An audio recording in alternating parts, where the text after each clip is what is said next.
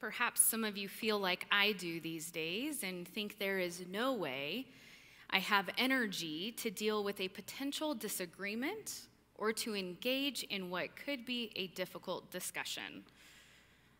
And in these times where it feels like every conversation is a high-stakes conversation, I don't want to get it wrong. I'm good with the little bit of complexity that I already have in my life. Yet, it seems to have a new sense of tiredness in the world, and really in my life as well. In that space of tiredness, I read the epistle lesson for today and was overwhelmed and then slightly irked because Paul's telling us we have to be all things to all people. And I know for sure I can't be all things to all people. You all know this. And so how am I supposed to read this? And then I realized it's not just my first take on Paul's writings that lead me to preach. So I go to my study and figure out the background on Paul's letter, and I come to see that our portion of today's reading is connected to chapter 8, when Paul discusses the food laws and tells the Corinthian church to not eat or do anything that would make another person's faith struggle. As I continued to read on this passage, I was grateful to see that Paul wasn't actually saying we had to be all things to all people. Rather, that the church in Corinth ought to practice meeting all people where they are at. In Paul's words, he notes that he knew both those who were Jewish and those who were Gentile well enough to meet them in their language and practices, so to connect them to the good news. Paul never changed who he was, but rather than basing his talks from where he was coming from, he was speaking to them from where they were coming from. At this point in my reading and study of Paul's writings, the social worker in me was quite thrilled and rather relieved, because research and my training tell me that when we honor where people are coming from and listen to their stories, meaningful things can take place. Then that feeling of exhaustion that I noted earlier from the divisiveness in our world that can take shape in my own family and even in our congregation set back in. And I wondered how could I have energy to show up and live into working to meet people where they were at? And that's the kicker with Paul's letters. They weren't meant to be step-by-step outlines of what we are to do today. Granted, in chapter 8, he does give dietary laws and how to observe those, but I'm going to be real honest, that's not what I was looking for. Yet Paul didn't need to give a step-by-step outline to the Corinthian church. He knew them. He was in relationship with them. And he knew where they were struggling, so he began there. As great as that may be for the discipleship between Paul and the Corinthian church, I'm curious of what it would look like for us today. Then on Thursday evening, I saw two people practice this very thing Paul was calling his disciples in Corinth to do. I watched The Courage to Show Up, hosted at the Riverside Church in Manhattan, and was a dialogue between Girard and Brene Brown. This dialogue between these two began on Twitter when Girard tweeted, "Some people live to see other people fail, and that's sad. I've noticed that some people on here are just so negative. Find some joy, folks." To which Brene tweeted back, "That's painfully true. I guess joy just takes more vulnerability than cruelty." This Twitter exchange between two strangers continued for 24 tweets back and forth. Then the two had a Skype call before meeting in person for the first time at Riverside. In 90 minutes, these two explored the complexities of social work, research on vulnerability, and civil rights activism. As I watched these two ask honest questions regarding injustices and answer authentically, I felt as though I was watching Paul's words to the Corinthians play out. These two who are coming from different backgrounds and different experiences, sharing some similarities in ideology, exploring how they could do what they were doing in that space with those who differed from them in great differences, as well as who shared less with them. So between Paul's writings in chapters 8 and 9 and this dialogue between Girard and Brene, I've come to see that my lack of energy in conversations that could be emotionally charged, or where I could get things wrong or misspeak or be misunderstood, are the ones this world needs more people having. If I only speak to those who agree with me, I can sound as progressive and as intelligent as I hope to be, being affirmed by those who share those beliefs and making me believe that I've done enough to not need to engage more difficult conversations, getting a well-done pass, if you will. All the while, I get to stay in my comfort zone. Paul's words are calling us to the edges of our comfort zone and moving us to step across those pointed edges. Paul says that he is commissioned to do this, meeting people where they are at. He even connects it to the necessity of people being able to hear the good news. If we look at our society, one of the most revolutionary things we can do is strive to think about where those who disagree with us are coming from. When in conversation with people of different ideology, pausing to ask questions before saying how they are wrong, and taking a stance to be curious.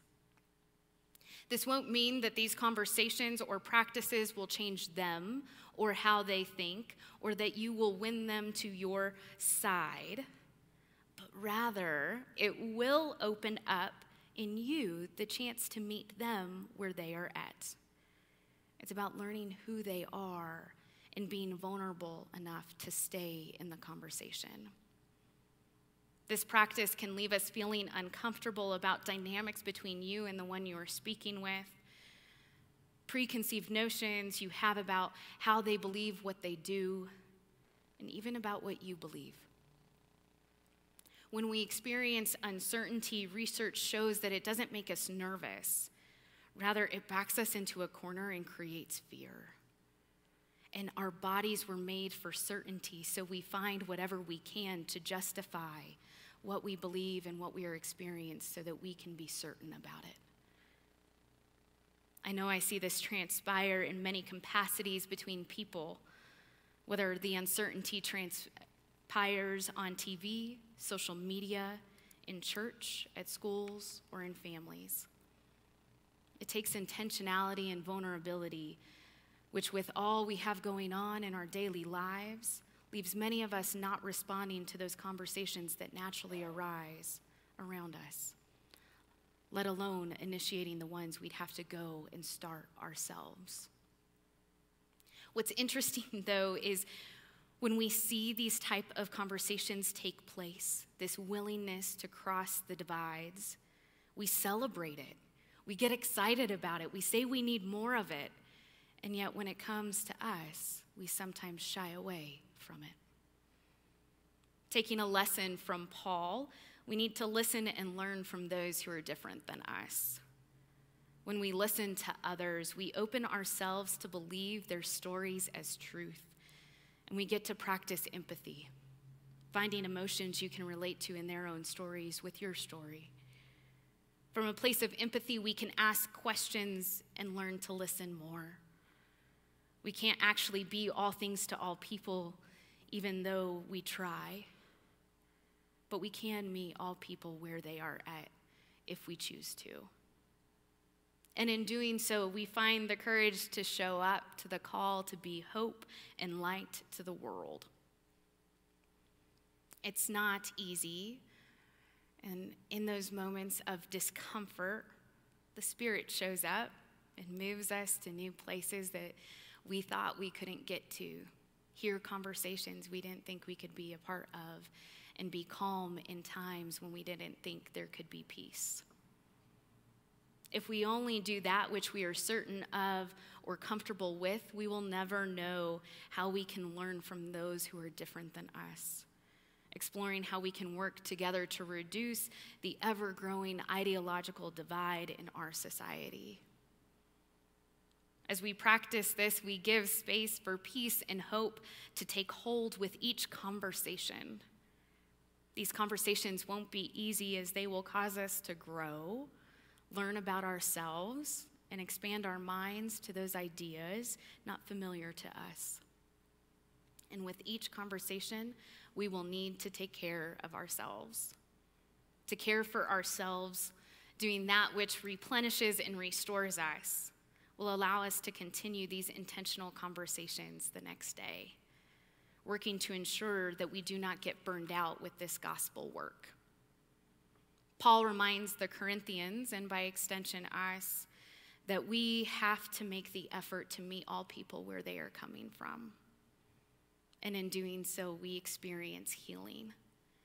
Healing in a society that is thriving on being right more so than being humbly wrong. I was reminded of this week when a friend from high school's mom posted something of a differing belief on Facebook. I was reminded just how quickly I can justify my beliefs and make somebody else to be wrong. At first, I ignored the post because who really wants to get into a surface level disagreement on Facebook? Then the post showed up again, and comments started to appear on the post. And this woman I respect, agreeing with unkind things about marchers at the Women's March, which I felt personally connected to, having been a marcher myself. I sat wondering, how could I respond in such a way that a conversation could actually take place? And if I'm being honest, was it even worth it? In the long run, I found a point of connection to make a conversation. And this woman, with whom I believe quite differently from, I found a space of connectivity. I was surprised by how we were able to hear each other's stories, even over social media. What was to come of it is that we now have a curiosity about each other that we didn't have before, and a respect in our dialogue that is necessary. You see, this reminder didn't teach me how great I am at having uneasy conversations or a gold star for reaching out. I don't even think I did it right.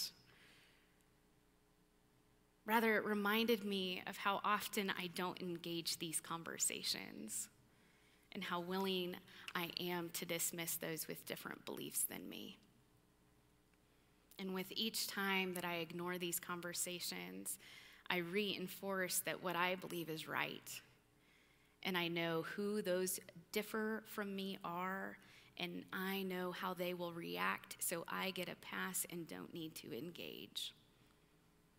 I was surprised by my conversation with my friend's mom.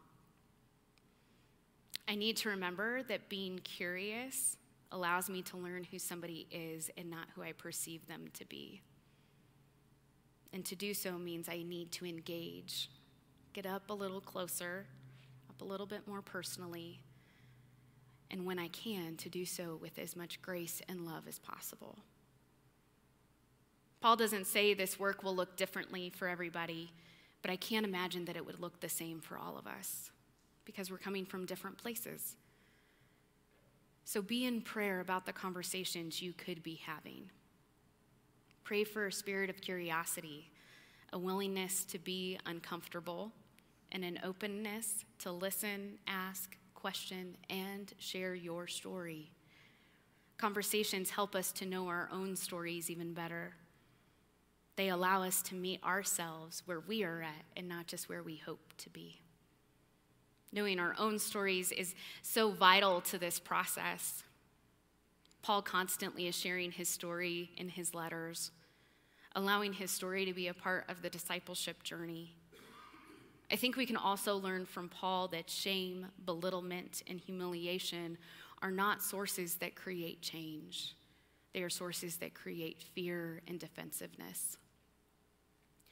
Paul often practiced expressions of gratitude and joy to those he was writing. And with those expressions, churches were encouraged to face their fears and explore places with others and themselves that they didn't know they needed to explore. When we listen to others, those who believe differently than we do and those who believe similarly, we are doing something quite beautiful. We are investing in a rehumanization campaign, allowing the person we are speaking with to be human and not only what they believe. A lesson I saw in practice between Girard and Brene on Thursday. I don't think I've ever seen Paul as a social worker before, but in this particular portion of his letter to the Corinthians, I can't help but see him as such.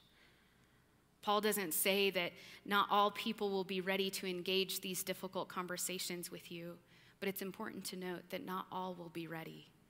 And I think we can glean from Jesus that when you have tried and they aren't able to share their story or engage in a healthy way, you can take care of yourself and dust off your feet and move on to the next conversation, always allowing the invitation for a conversation to be had with the one who wasn't ready. The questions I ask myself today and ask you are, will we practice showing up even when we feel like we won't say the right thing in these conversations? And in that, will we strive for empathy when it seems like there is no connecting value between us and the ones we are trying to communicate with? Will we do the important and necessary work of listening when all we want to do is tell people they are wrong and that they need to get right? Will we be present to the possibility of a conversation when we don't think ill of the people, but rather we simply don't value our time in spending in conversation? I pray we take courage from Paul's words when we feel like we aren't making a difference in the world. Conversations are part of salvific work of the gospel, and the world needs your skills of listening and being present and telling your story. Paul isn't saying to do this one day in the distant future. This is the work of today, of the present. Where can you practice showing up and being a community connected, allowing joy to come forth from your vulnerability and not allowing shame or fear to be stronger motivators to keep you disengaged? A community connected proclaims joy as our hope and vulnerability our guide. The world needs the church to meet it where it's at and have conversations to bring healing to its ideological divides. We need a rehumanization campaign. May we in this place be some of those who answer this call. And with each conversation we have, may we bear the light of Christ to the world and give it hope for a society that is not saturated in wanting to see people fail, but celebrating the joys of life. And in doing so, we heal ourselves and those with whom we speak. The world is needing an example, has plenty of examples of how to keep things going the way they are. But will we be the example of how things can be, where kingdom can come here on earth, and where we know that we see each other as beloveds and not simply as ideological divides? Will you answer? Will you be one that the world can turn to? I pray that you are. I pray that I am. And I pray that we as a community will be. And when we forget it, I hope we invite one another into conversation to remind us. Amen.